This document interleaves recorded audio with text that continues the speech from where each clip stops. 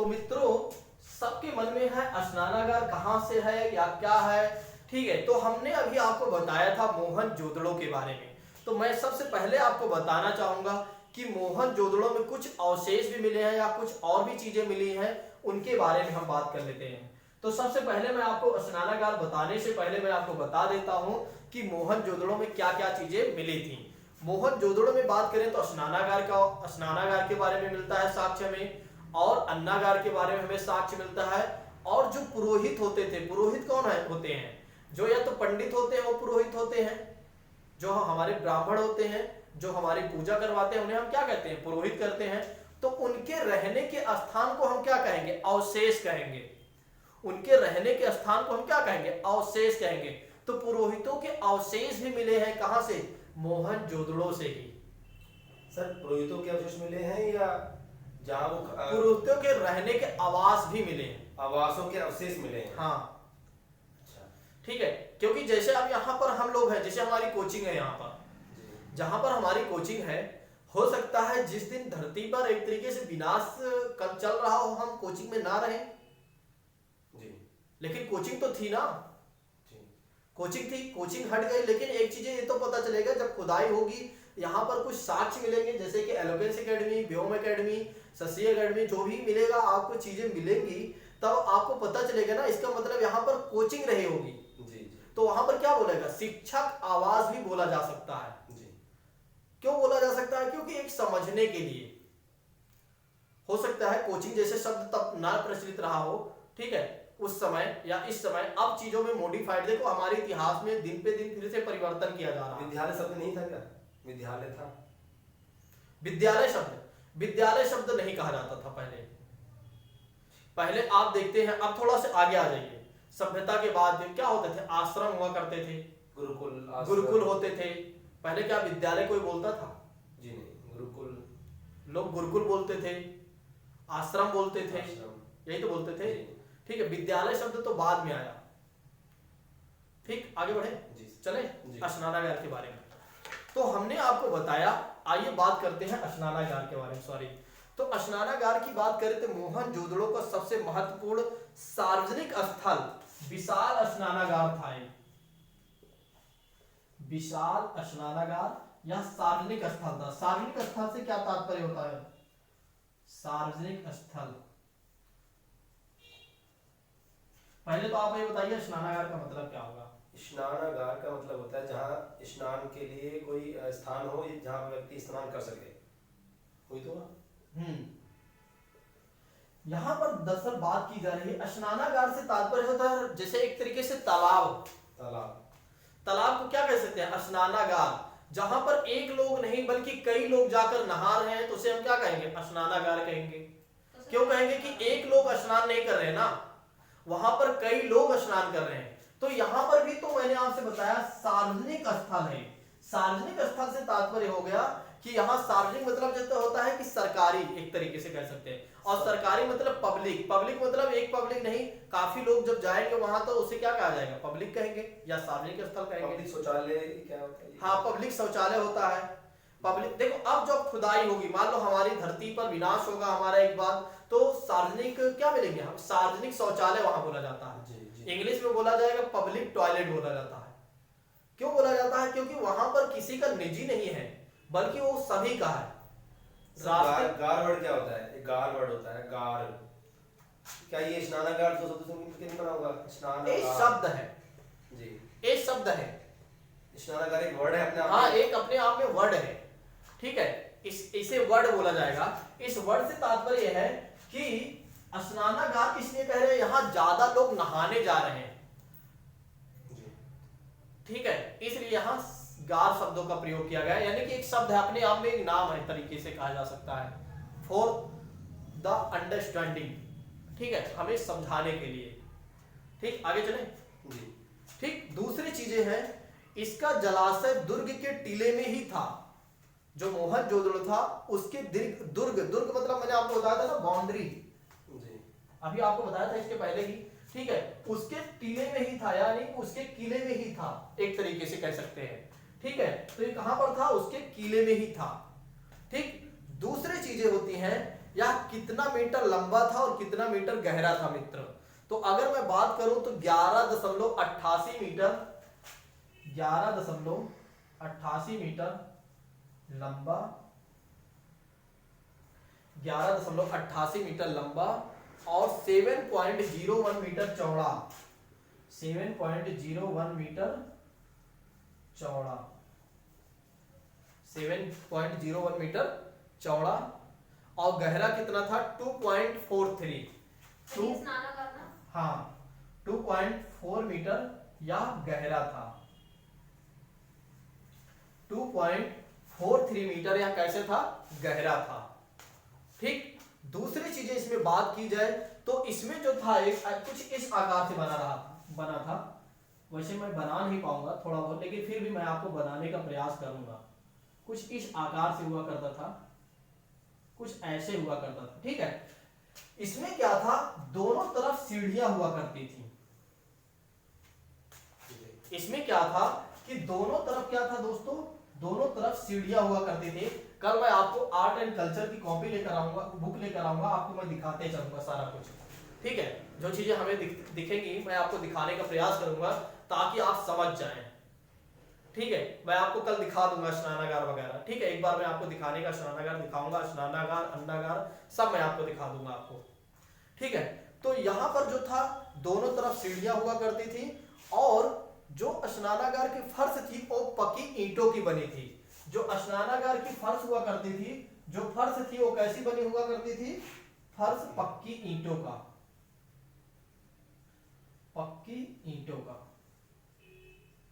कैसे थे, फर्श कैसे थी, पक्की ईंटों का फर्श बना हुआ था। समझ में आ रहा है कि नहीं? ठीक है, फिर एक बार मैं समझाऊंगा, लेकिन फिर भी आप देखते चलिए। और पास के कमरे में बड़ा सा कुआं भी हुआ करता था। पास के कमरे में अगर कोई घर रहता था तो उसके पास में कुआं भी हुआ करता था और उसका पानी निकाल कर कहीं और स्टोरेज किया जाता था, जिसे बोला जाता हौज बोला जाता है। ठीक है, तो कहीं और स्टोरेज किया जाता था। तो उतना हमें जानने की आवश्यकता नहीं है, सिर्फ हमें यहाँ इतना जानने की आवश्यकता है हमारे एग्जाम के पॉइंट ऑफ व्यू से कि स्नानागार क्या है। स्नानागार एक विशाल स्नानागार है और वो भी सार्वजनिक स्थल था और एक ऐसे बना हुआ करता था, चारों तरफ एक तरीके से ईंटों से बना हुआ करते थे, बीच में फर्श बना हुआ करते थे जो पक्के ईंटों से हुआ करते थे, दोनों तरफ सीढ़ियां हुआ करती थी। ठीक, और इसकी बात की जाए तो कितने मीटर लंबा था, 11.88 मीटर लंबा हुआ करता था, 7.01 मीटर चौड़ा और 2.43 मीटर गहरा हुआ करता था। ये क्वेश्चन रिटर्न में आते हैं? नहीं, ये बहुत ही रेयर केस में पूछे जाएंगे, ये पूछे नहीं जाते हैं। ठीक है, ये मैं आपको पढ़ा, जैसे आपने इतने सारे क्वेश्चन का इसमें से ज्यादा था एक या दो क्वेश्चन आते हैं, इसमें से एक क्वेश्चन पूछा जाएगा। अगर आपसे पूछा जाएगा कि स्नानागार कहां से मिला या इसके अवशेष कहां से मिले या इसके बारे में कहां से पता चलता है, तो मोहनजोदड़ो से। ठीक है, और दूसरा आपसे प्रश्न पूछा अगर जाएगा भी तो आपसे पूछा जाएगा यह कैसा स्थल था। स्नानागार था लेकिन सार्वजनिक स्थल था या निजी स्थल था, तो यह सार्वजनिक स्थल था। बस इतना ध्यान रखना है, बाकी कितने मीटर चौड़ा, कितने मीटर गहरा, कितने मीटर लंबा, ये सब कुछ नहीं पूछा जाता। ठीक है, आगे बढ़े। तो आपको इतनी लिखने की आवश्यकता भी नहीं है, लेकिन मैं आपको पढ़ा रहा हूं इसलिए मैंने कहा कि मैं आपको बताते चलो, नहीं तो आपके मन में कहीं ना कहीं प्रश्न रह ही जाएगा। क्यों धर्मवीर जी? चले आगे बढ़े।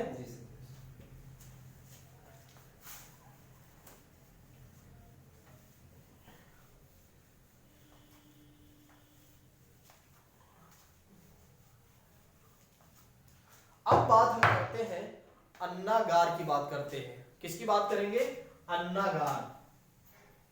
किसकी बात करेंगे?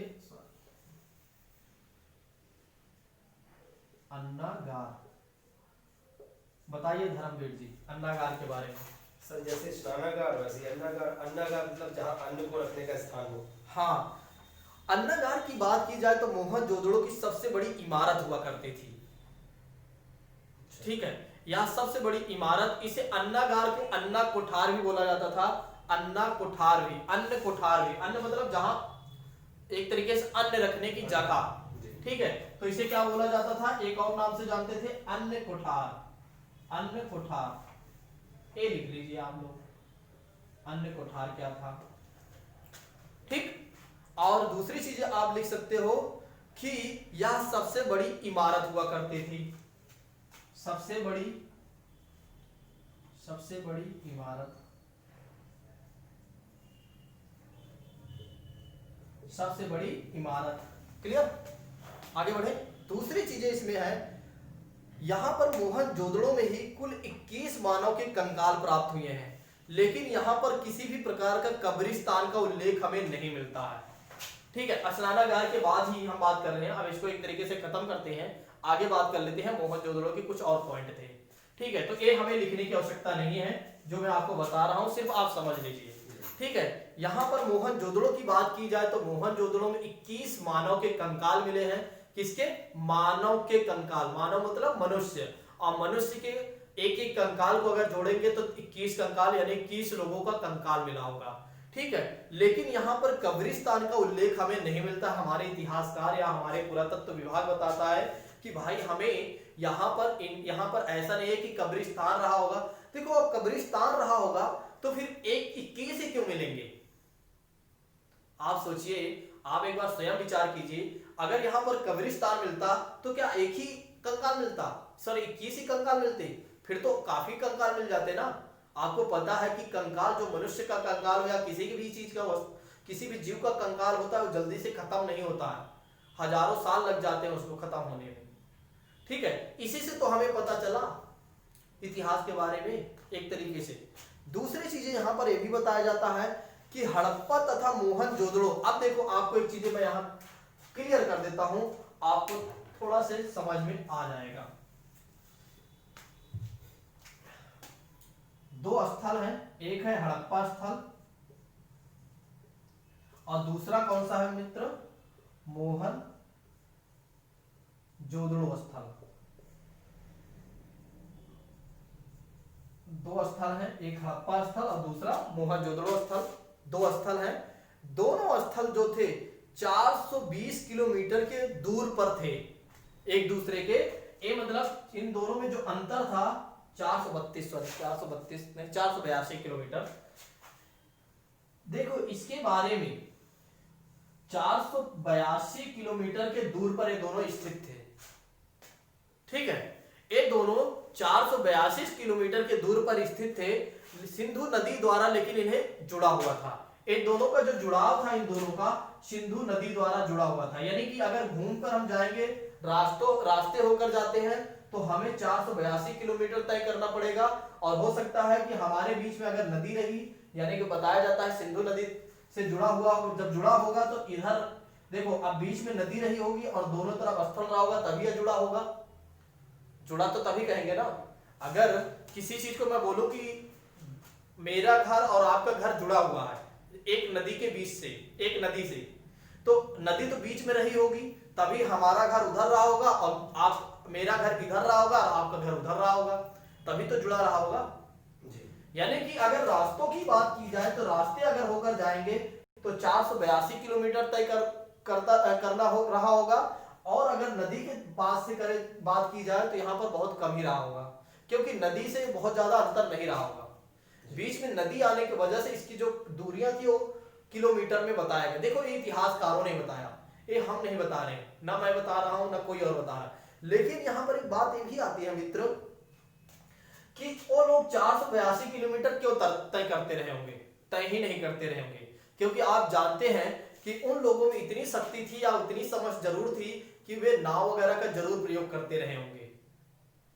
ठीक है, बोट वगैरह के जरूर प्रयोग करते रहे होंगे। अगर उनको इन दोनों स्थलों पर पहुंचना है, यहाँ के आदमी को यहाँ आना है, यहाँ के आदमी को यहाँ जाना है, तो बीच से वो नदी से ही निकल जाते रहे होंगे। ठीक है, लेकिन हमारे इतिहासकारों ने इसलिए बताया ताकि हमें इन चीजों के बारे में थोड़ा सा समझ में आए। और एक चीज ये होता है, इन नगरों को सिंधु सभ्यता की जुड़वा राजधानी कहा गया।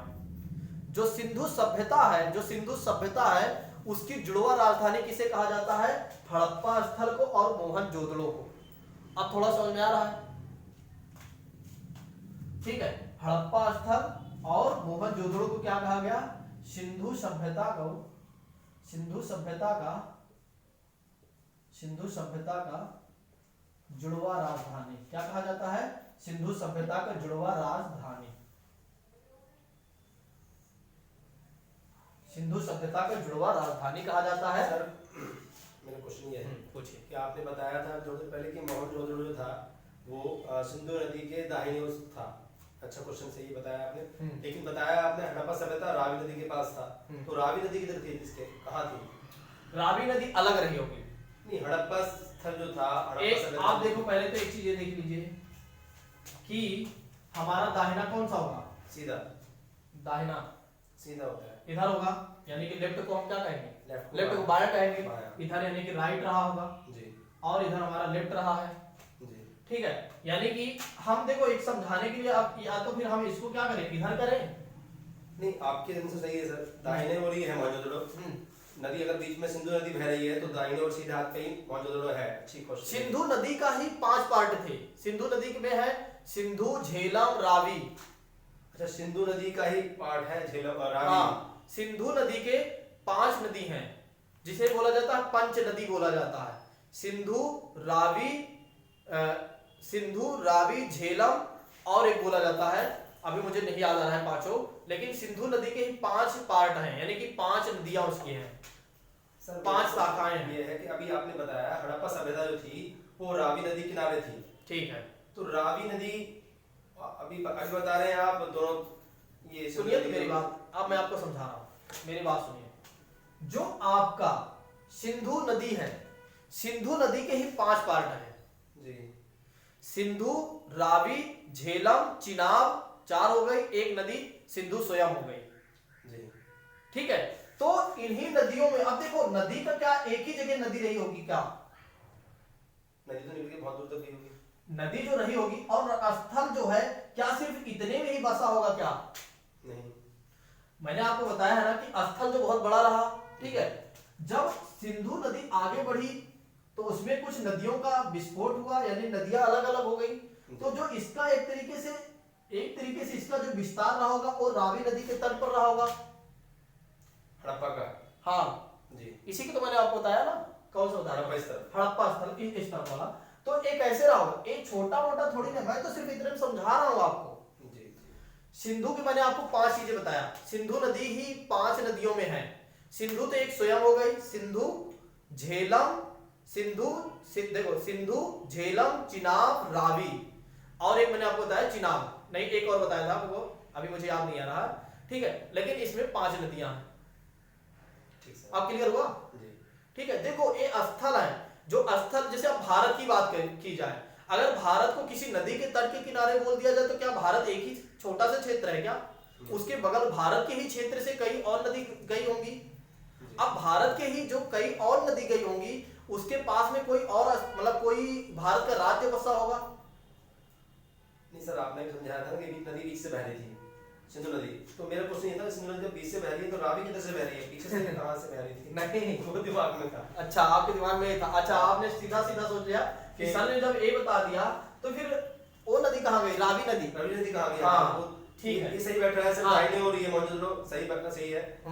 और आपने बताया लेफ्ट में हड़प्पा है, लेकिन रावी नदी किधर बह रही है, कहां बह रही है, वो दिमाग में था। अच्छा आप समझ आया? हाँ जी सर। नदी कैसे, देखो नदियों का मैं आपको बताया था कि मैं नदियों के लिए अलग से आपको बता दूंगा, कल ही बताऊंगा आपको सिंधु नदी, क्योंकि मुझे पता है एक बार आपको नदी बताना मुझे पड़ेगा ही। अगर मैं नहीं बताऊंगा तो आप परेशान रहेंगे एक बार। ठीक है, आपको मैं पुरानी चीजों से लेकर जो आज आधुनिक भारत और पाकिस्तान के बीच में बंटवारा चलता है उसको भी मैं आपको समझाऊंगा। ठीक है, अब इसमें हमें टाइम टेकिंग थोड़ा सा देना पड़ेगा इस चैप्टर को लेकर। ठीक है, आगे चैप्टर में तो ऐसा है नहीं, क्योंकि जो ये सभ्यता है इसमें बहुत कंफ्यूजन रहती है। आपके साथ ही नहीं, कोई भी होता है, सभी के साथ। यहाँ तक कि कई बार हम लोग पढ़ते रहते हैं फिर भी कई बार कंफ्यूजन हो जाते हैं पढ़ाते पढ़ाते। आ गया जैसे नहीं, अब समझ में आया। नदी जो है हिंडन नदी, हाँ, ये हर नदी के नाम से है और निकली गंगा से ही है। तो हम कहेंगे कि गाजियाबाद हिंडन नदी किनारे, हिंडन नदी, गाजियाबाद जो है हिंडन नदी के तट पर बसा हुआ है। बसा हुआ है।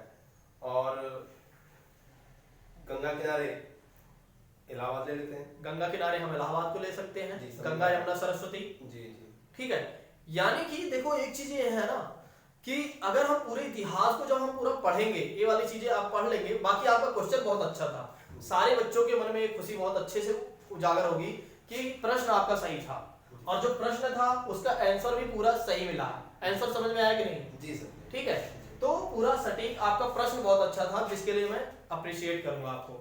आपका प्रश्न अच्छा था, क्योंकि अगर आपके मन में था, ठीक है, क्योंकि मैंने भी ध्यान नहीं दिया, क्योंकि जब पढ़ाते हुए कई बार क्या होता है कि वो चीजें मिस हो गई हो, क्योंकि उस समय कुछ और बता दिया गया हो, चीजें वही रहेंगी, जो एक बार बताया जाएगा वो आगे भी वही रहेंगी जी। लेकिन बताने का तात्पर्य उस समय समझाने के, देखो हमारा सिर्फ समझाने का उद्देश्य दो स्थल थे, एक मैंने आपको हड़प्पा सभ्यता और मोहनजोदड़ो को समझाने के परिप्रेक्ष्य में मेरा ध्यान पूरा था जी। ठीक है, इस पर मेरा ध्यान पूरा तरीके से था। ठीक, अब आगे बढ़े।